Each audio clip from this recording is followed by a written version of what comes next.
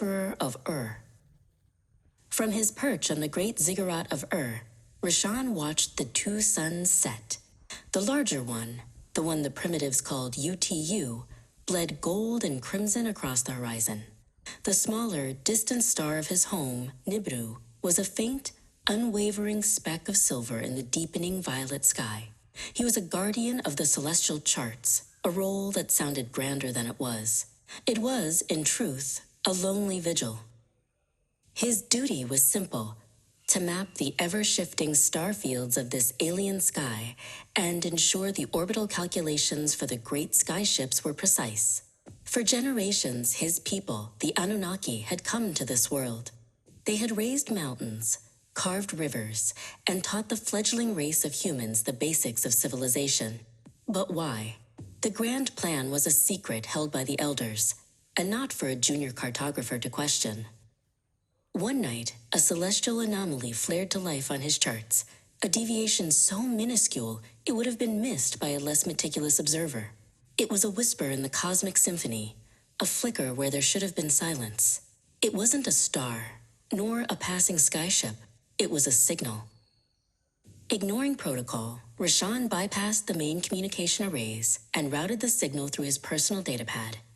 The message was not in the Anunnaki tongue, nor any of the primitive dialects of the humans below. It was mathematical, a pure, elegant sequence of prime numbers. It was a greeting.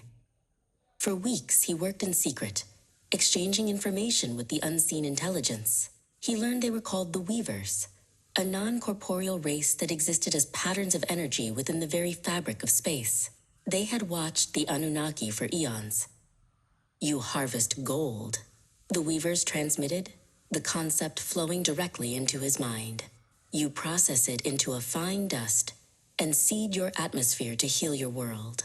A noble cause, but you have told the humans you are gods." The question hung in the silence of his observatory. It was true. The humans revered them, built temples in their honor, offered them tributes. They saw the Anunnaki's technology as divine power.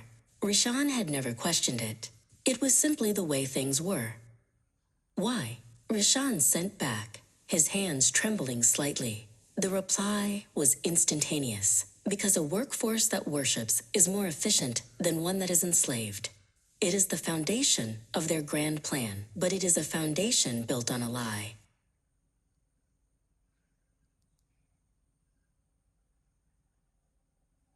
That night, Rishan made a choice. He couldn't reveal the Weavers. His people would see them as a threat, but he could plant a different kind of seed. He began subtly altering the astronomical data he fed to the human scribes, encoding within the myths of the stars the pure mathematics of the Weavers. He taught them not of gods, but of patterns, of cycles, of a universe that could be understood, not just worshipped.